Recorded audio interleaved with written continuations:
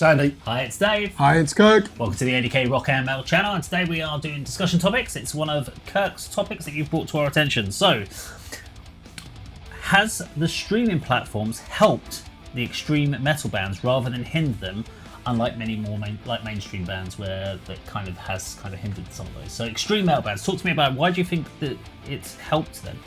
Yeah, this is based on a YouTube video from that Austrian guitar player. I think he's called Bernd. And he was responding to Rick Beato's video about how the music industry has changed. And he did make a good point. In 2006, he was in an extreme metal band who sounded like Suffocation. And he was saying the cost of going into a studio, printing a CDR, it just costs so much money. Now, with the age of technology, you can produce professional sounding records, Periphery being the great example, probably the best at it. And they were never really going to get anyone listening to their music in 2006 in their Austrian village, and there was not really a scene for it. But at least now with extreme metal bands, if you're a grindcore band, you can actually reach a wider audience, and the production costs or input costs are a lot lower. You don't need to go to a studio. You can do it as a home recording. So because it was a niche genre to begin with, and probably less than 0.00001% of the planet are going to listen to extreme metal, it's actually helped those bands, because they were never going to make a career out of it anyway, unless you're Cannibal Corpse. Okay. So I think there are some victors from the changing landscape. So basically, for bands, the extreme metal bands that basically no one gave too much of a fuck about, apart from a very niche market, have now got more exposure potential. Yeah. So it helps them. There is obviously the cost of doing home recordings now, so you can get so much done compared to doing it in the studio. I still find it interesting that bands go into the studios to do live drums. I don't see the point in it. With the drum replacement technology nowadays and electric drum kits and mesh kits, you just don't need to, and that's one of the biggest costs. Vocals are probably the only time that I would say in a professional studio you kind of need, because you need the environment, but everything else you can do at home recording stages now. So you can get your costs down there, and I guess you can get exposure. Still doesn't make them any money, though. But they didn't make money to begin with, did they? So at least they can get their product out there. They've not suffered, basically, I'd say. But the other bands that were getting public exposure and were selling CDs, it still fucked them over. Yeah, because who's going to be the next Lamb of God or Trivium or Gojira? 15 years ago, all these bands who took on the torch of mainstream metal, that just doesn't happen now, does it? I'm sure it will happen, but I just don't see that coming through, because they at least were living at the tail end of CD sales. Yeah. Take Lamb of God. Ashes of the Wake, I think it shifted more than 1 million. If they came out now, they would never be able to scale up to that level, would they? Well, it's now on streaming charts. Yeah. So people look at the charts on streaming numbers versus actual physical sales. No one cares about physical sales. Exactly. Even though they said it's like for every CD you sell is the equivalent of like 4,000 plays on Spotify, which is fucking ridiculous. If you could convert those 4,000 players into actually just buying one CD off of you're actually making revenue. Is it as low as that? I'd imagine you need you need a lot more Spotify streams to equal a CD sale. About 4,000 streams gets you around about £8, £9, £10, something like that. It can do, depending on your click value, depending on the type of band, etc., etc. But then I'd sort of be a lot more. But the percentage split is an absolute nightmare for streaming platforms. And of course, there's more than just Spotify. We use Spotify because it's the most obvious one. But when we say about Spotify, we mean streaming platforms in general. Yeah. And the problem is we basically need to get away from streaming platforms. But unfortunately, the genie's out the bottle. You can't get it back in. Unfortunately. No, it's. People would turn around. I mean, I still believe that if they really want to make it viable to push down CDs and streaming platforms, you make places like Spotify $49.99, and you put in, as a government, whoever controls it, there is a minimum cost for any streaming platform. That's the bare minimum. It's $49.99. Platforms can go up from that if they want to, but you basically turn around, any company that comes in and goes kind of Diesel or whatever goes, we're going to do a $9.99. Fuck off. No, you're not. Shut you down. Yeah, but because hang on, $49.99 a month to have access to all that music. Why would you not say that's a good deal? No, I know what you mean. I don't think you can ask government to intervene. That's socialism. To set prices to actually interfere in markets. I think this is something that's got to be dealt with in the private sector. But it won't be. Whilst everyone will keep dropping down, because you've got to remember. Will they? I don't think there's enough competition. If anything, it's a race to monopoly. But the problem with the streaming platforms is they actually apart from servers, that's all they've got to provide. Yeah. They don't physically own anything. It's not like they've got to buy the actual. Yeah, it's the licensing, isn't it? But look how much they're paying the record companies. So even in the glory days, They don't pay record companies fuck all now. Spotify do. That's why they're not only as for profitable. new stuff. Basically, the way that it works, with like Sony and stuff, they sold all their back catalogue in one hit. Because like 150 million, they were like, we'll offload it. Yeah, but look, as Billy Corgan from the Smashing Pumpkins pointed out, look what they've done. All those major labels are now equity shareholders in Spotify, so they're raking it in. And they are, but none of it comes back to the artists. No. The only artists are the ones that get negotiated, like Taylor Swift and stuff like that. And we use Taylor Swift because she negotiates. She's part of the 1%. She's part of the 1% actually, is billionaire. But Andy, let's take a funeral doom band, or I always forget the name, that Australian funeral doom band. Wonderful Congregation. Yeah, Well done, right? Dave. So when did they start? 1993? Something like that, yeah. So Terrorizer magazine or a CD cover mount, this is pre-internet. There's no way you would have discovered them. I doubt they were making money then. Even if they're not making money now, their exposure surely to the people, the communities of people who go on forums and listen to Funeral Doom, that's going to be helpful to them. It's going to be better, isn't it, the landscape now? Yeah, I mean, it's not just sort of Spotify. But they never made any money to begin with. It's not just the streaming platforms. I think it's social media as a whole. For me, I'm in a number of sort of different genres of metal fan groups, as it were, on Facebook, and people just sort of share their favourites. Bands put their own releases on there as well, and I've picked up some stuff from that. So that's the exposure as well. But what I was going to say regarding this topic, you mentioned earlier in our previous chat about HMV saying CD sales are increasing, which is great. My CD purchase over the last probably 10 years has declined greatly, purely because of the availability of music online, be it YouTube, Spotify, any, whether you pay for it, whether it's free. Currently I transfer albums and songs from YouTube onto a hard drive, which I play in the van, purely because it hasn't got a CD player. So what I think needs to happen, again, it's another market, and you can't get the government to intervene in this, but if new vehicles had a CD player, including, well, currently the car I drive does, but the vans for work don't, so I've got this old Sony Walkman CD player hooked up with a power supply, hooked up with an aux cable. There's wires flying all over my van, so I can play my CD collection in the van if I choose to do so. I'd much rather just stick it in a slot in the centre console. So that's what I'd like to see. If I was in a vehicle every day, all day, that had a CD player, I'd purchase more as well as playing my existing ones. And I'm not in my car enough to justify buying more CDs. I'm going to rip those songs off of YouTube and stick them on a hard drive. Look what we used to listen or to your music phone. now. Yeah. It's fucking shit. Compare that with a hi-fi from the 1980s. Yeah. What's going to be a better quality? The hi-fi from the 1980s. That is a fact. Yeah. This is what we now consume music on through headphones. The sound quality is inferior to what it was 20 years ago. A lot of it though is the headphones, which is another. We could talk about heavy headphones in a minute if you like. But you were going to raise a point when I said the Mournful Congregation, they never made money in the 90s, so they're no worse off. You were going to come back to me. Well, they might have done in their sort of local market because they're from Australia.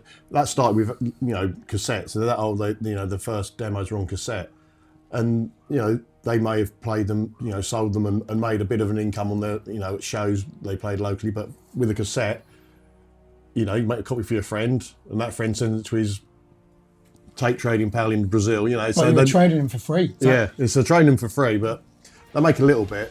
How that compares to what they would do if they were a band coming out now and starting on Spotify and trying to release physical media, it's hard to say. But think how much it cost them. Sorry, you first, Dave. Go on. So it's the point about people going on about how streaming platforms, it's great because it gives bands so much chances, so much exposure, and I actually think the problem is that there's no quality control. It gives everyone a chance and everyone exposure. Everyone's got access to the market. So the problem is before, when you go back to when it was just pre-streaming platforms, you had only bands that had managed to get out of their local scene.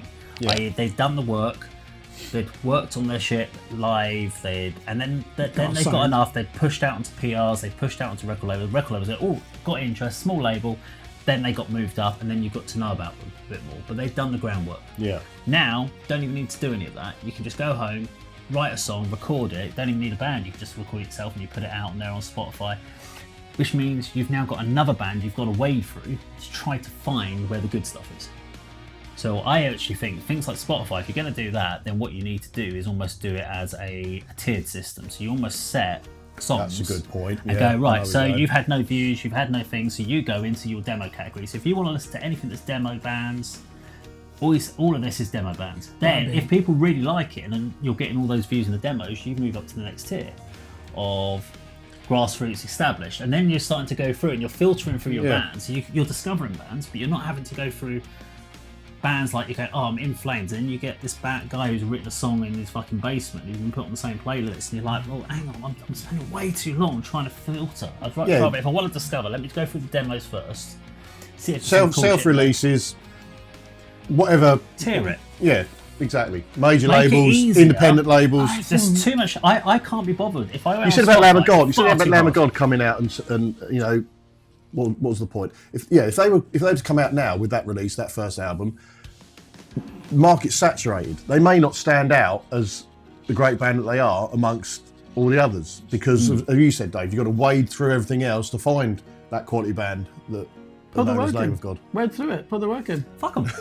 Because if you look at it, I ain't got time to put the work. I have 10 minutes to go and look for some music. I'm not going for an 8-hour fucking walk from Stevenage to Elstow where I could go through Spotify and search for me. I literally. Do you know what you would end up doing though? You'd end up entrenching the dominance of the major labels again, and you would bring back in music the idea that you must be signed. Yeah. Because Spotify, would only put you on the right playlist if you were signed. I don't have a problem with that. No, because we're living in an age now where as content creator, you can be the writer, producer, distributor, marketer. And if you're good enough, you'll get signed. And that's what. Do artists need to get signed these days? That's another question.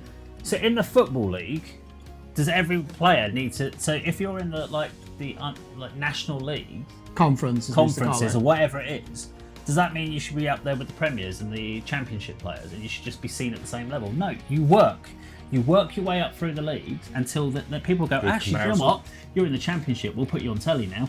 Now we'll put you in the front of all the people because you've done the groundwork. So you'd have demos, self-release. You're really doing, what you'd be doing there though is you've got saying self-release, it's not worth as much. If you're a self-release artist, you're a second-class musician. That's what I'm not saying it's worth it. I'm just saying the fact that the second class. I'd search for UK Doom self-released albums. Because I'd want to know a bit more about them, but at the moment it's so fucking hard to find stuff. Because I'd already know about the UK bands that are signed, and if I want to listen to them, I'll find them as well. It's too hard because there's too much to search for.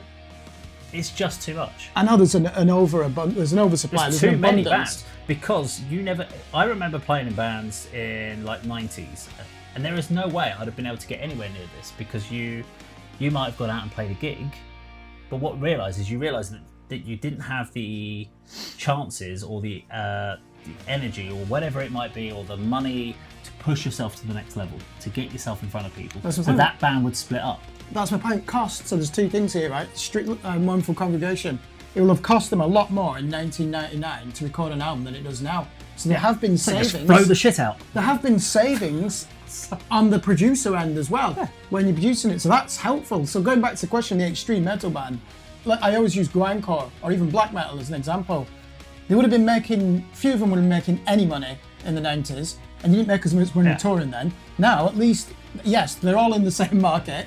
And how do you get your music heard? Well, it's a niche genre anyway. But here's the those that like grindcore can now discover it. There still needs to be a quality check or something to filter through it, because I've had so many videos come through, or videos that have popped up on YouTube, and I'm like, oh, new band, haven't checked them out, downloaded it, looked at it and went, there is no fucking way I'm reviewing this, because all I'm going to do is rip this to pieces. Vocals are pitchy as fuck, music video's awful, it's out, and I'm like, but there would have been demos, they would never have got there would have to been where demos, they should not be at that level, because they've had no quality check to kind of push them back down and go, you're not ready yet. They shouldn't be in your algorithm. Why are you allowed to go and start putting all your shit in front of people? Because actually, you're not at the right level.